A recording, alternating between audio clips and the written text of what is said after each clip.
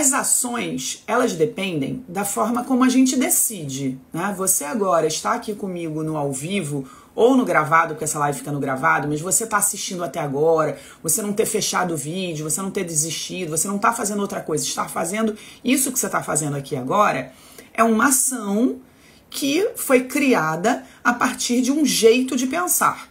Você pensou, não, isso é importante para mim, é o momento de eu me focar na minha vida financeira, eu não tenho nada, outra coisa mais importante do que isso, porque isso é muito importante para sua vida financeira. Então você percebe que antes de ter uma atitude, a gente pensou sobre aquilo antes, não é? Pois é. Então eu vou construir 3 pensamentos, 3 modelos mentais que trazem dinheiro para sua vida. A primeira, se eu pudesse inserir eu ia falar um disquete, entrego a idade falando disquete? Quem sabe aqui o que é um disquete?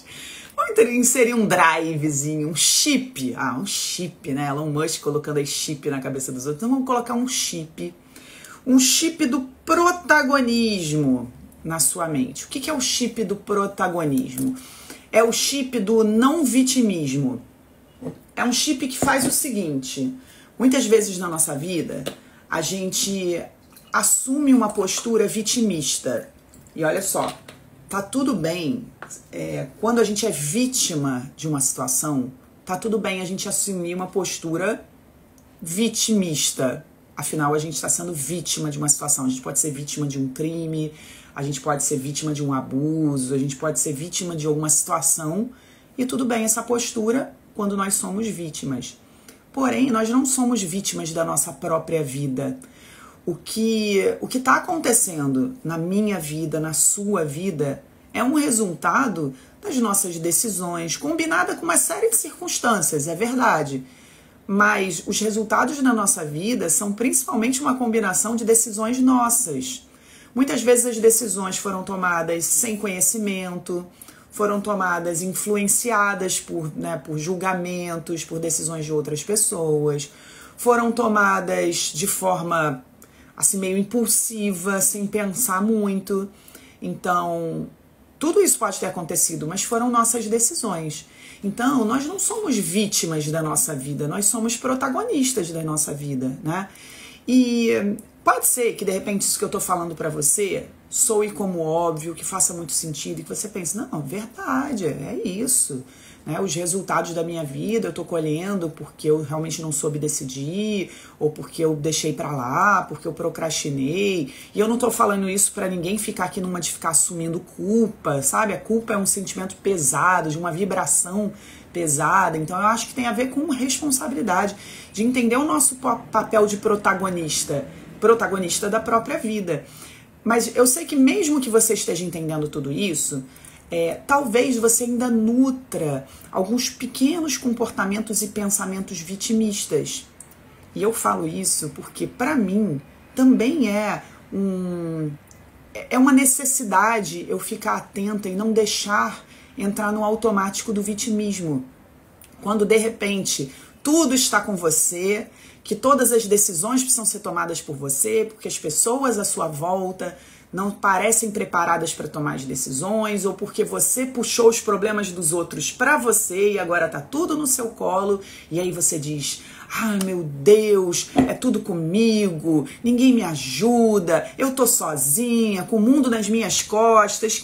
Eu às vezes me sinto com o mundo nas costas, mas eu me dedico nesse momento, não me forço não, porque eu acho que esse forçar parece até algo que não é bom pra gente. Eu me dedico nesse momento a enxergar o lado bom do protagonismo da vida. Mas quando a gente se sente com o mundo nas costas, na verdade isso representa um grande protagonismo da nossa vida.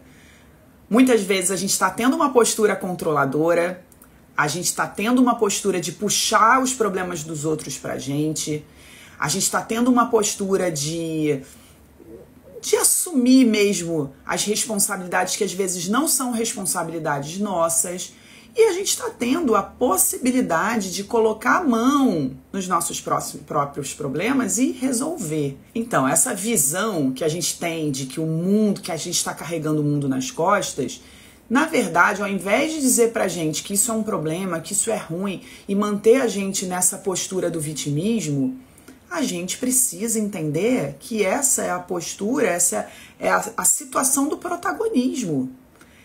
Se você está carregando nas suas costas problemas que não são seus, essa é a hora também de você assumir o protagonismo da sua vida e tirar os problemas que não são seus das suas costas. Por mais que você ache que é você que tem que resolver, que só vai dar certo se você resolver, que se você não fizer nada ninguém vai se mexer, mas se esse problema não é seu, não interessa nada disso, ele simplesmente não é seu.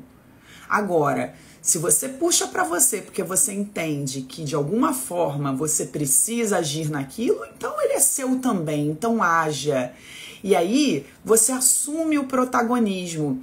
É um modelo mental, é uma forma de pensar que parece pouca, mas que faz muita diferença. Algumas pessoas aqui já sabem, eu trago muitos meus exemplos porque é a forma que eu tenho de dividir com você o que eu já aprendi, pelo que eu já passei. Então, quando eu falo da minha vida, eu não acho que para mim foi mais difícil ou mais fácil ou qualquer coisa do tipo. É simplesmente uma forma de eu exemplificar com algo que eu tenho muita propriedade para falar, que é a minha própria vida, tá? Mas algumas pessoas que me seguem aqui há mais tempo sabem que eu tive um grande buraco, um grande caos financeiro da minha vida, foi quando o meu pai, na época que precisava comprar um carro, ele estava com o nome sujo, todo enrolado, fez um financiamento do carro no meu nome, e aí esse carro, depois que não tinha seguro, foi roubado, esse financiamento deixou de ser pago e eu virei de uma hora para outra uma super endividada. Além das minhas pequenas dívidas de cartão de crédito, cheque especial, eu passei a ter um financiamento, juros sobre juros, gigantesco no meu nome. Só que olha como eu contei, que é um fato, né? Foi o meu pai decidiu a compra do carro, eu na época tinha 19 para 20 anos, fez a compra no meu nome, que estava limpo, e que eu gosto de dizer que estava sem restrições de crédito, não estava protegido, né, nos órgãos de proteção ao crédito. Do meu pai estava protegido e ele usou dos outros. E tá tudo bem, a gente já conversou sobre isso N vezes e a gente vê esse fato como oportunidade de ajudar muitas pessoas a mudarem suas vidas. Hoje é uma história para contar, né, uma história de mudança. Mas eu tive, então, de uma hora para outra, uma dívida gigantesca de juros sobre juros, que passou de 70 mil reais. Eu parei de contar quando passou de 70 mil reais. Eu ganhava, na época, menos de 2 mil reais. Como é que eu ia pagar aquilo? Mas enquanto eu ficava contando essa história que eu acabei de te contar, ao invés de contar o fato, eu contava uma história. Qual é a diferença? O fato é o que está acontecendo. Meu pai comprou um carro financiado no meu nome, esse é um fato. A história era: essa dívida não é minha, não fui eu que quis comprar esse carro, eu não vou fazer nada que resolva, porque eu não tenho dinheiro para isso mesmo, não tenho como assumir essa responsabilidade. E, além disso, vinha uma postura vitimista. Ai, meu Deus, eu não tenho nem 30 anos. Na época eu tinha 20 e poucos anos, depois quando a dívida foi crescendo. Eu não tenho nem 30 anos e tô endividada em mais de não sei quantas vezes o meu salário. Eu nunca que vou pagar isso só ganhando na Mega Sena. Minha vida, minha vida. Só que nenhuma dessas duas posturas me ajudavam. A postura de não assumir a responsabilidade e a postura de ficar no meu vitimismo. Talvez eu tivesse sido vítima de uma situação, mas não adiantava eu ficar nessa postura. Então eu decidi assumir o protagonismo. Então esse modelo mental de você olhar para os atuais desafios da sua vida e entender que você se trouxe, né, aqui, você também pode se tirar daqui. É claro que não é fácil, não é moleza, não é de uma hora para outra. Mas você quer uma ação prática para ter mais dinheiro na sua vida? O que eu falei no início, né? Para a gente ter uma ação prática, a gente vai ter que construir um modelo mental. Então, é um modelo mental de protagonismo que vai te levar a uma ação prática. O segundo modelo mental que te leva para uma ação prática de fazer mais dinheiro é você fazer mais do que o esperado. O que significa isso? As pessoas esperam algo de você. Principalmente nas relações da onde vem o dinheiro. Porque o dinheiro vem de pessoas, né? O dinheiro vem do chefe, o dinheiro vem do cliente, o dinheiro vem de parcerias, né? Então o seu dinheiro, ele hoje vem de pessoas. Tem pessoas decidindo que o dinheiro vem para você.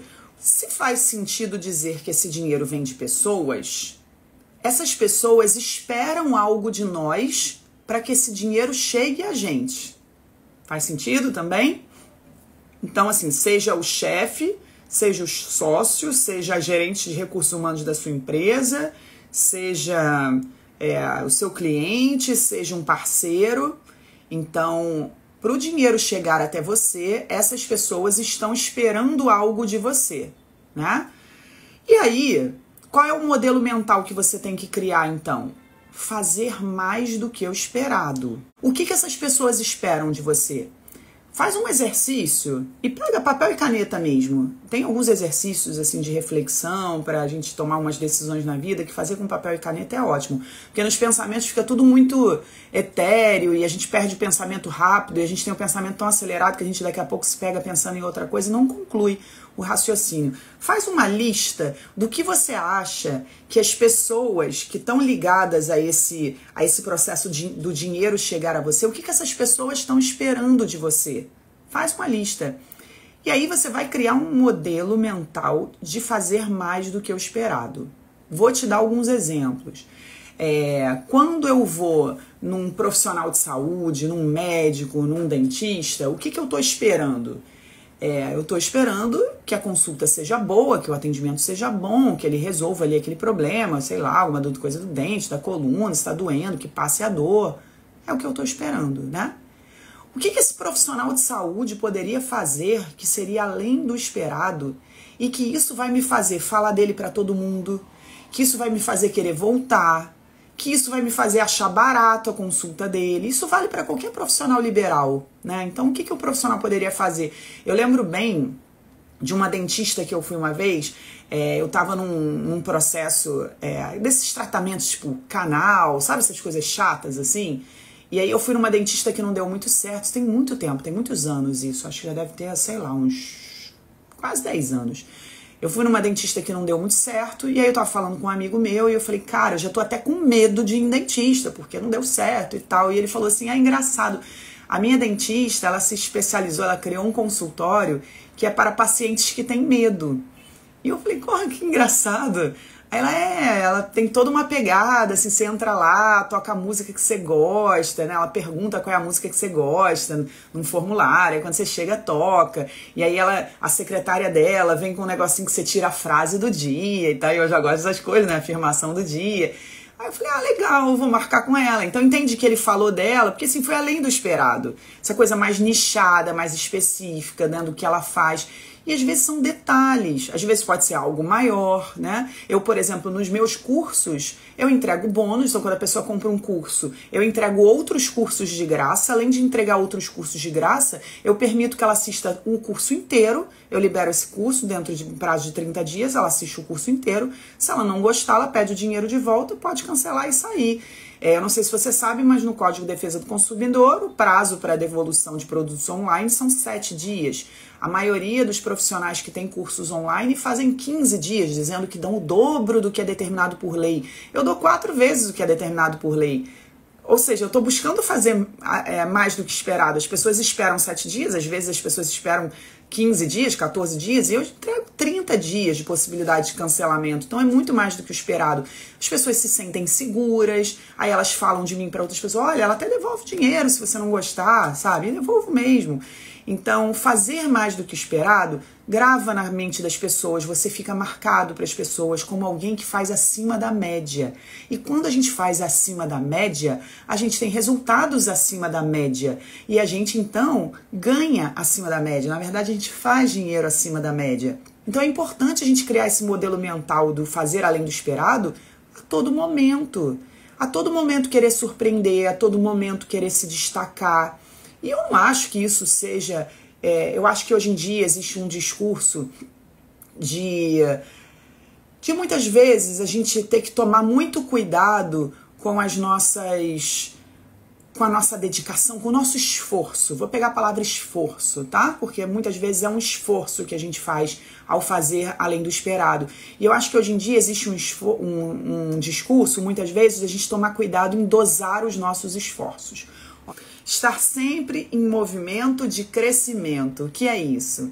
A gente está sempre buscando se movimentar rumo ao crescimento. Então, se movimentar rumo ao crescimento, a gente está buscando sempre estar fazendo algo novo e melhor para nós, para as pessoas à nossa volta e para o mundo, tá? Esteja sempre num movimento de crescimento, não num movimento de retrocesso.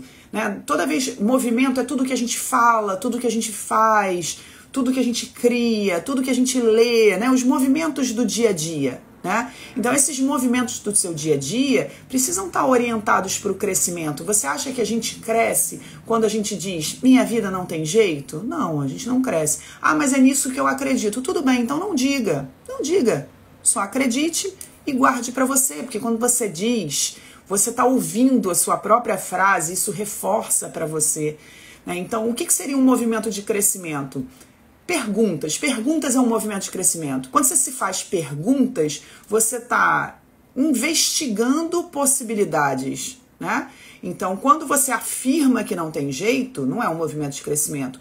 Mas quando você faz uma pergunta, como eu posso fazer ter jeito? É um movimento de crescimento. É uma investigação, né? Uma busca de possibilidades, de oportunidades, né? Então, um movimento de crescimento é você prestar atenção em todas as suas ações, falas, atitudes, para verificar se está orientado para te levar para o caminho que você quer. E, principalmente, criar perguntas.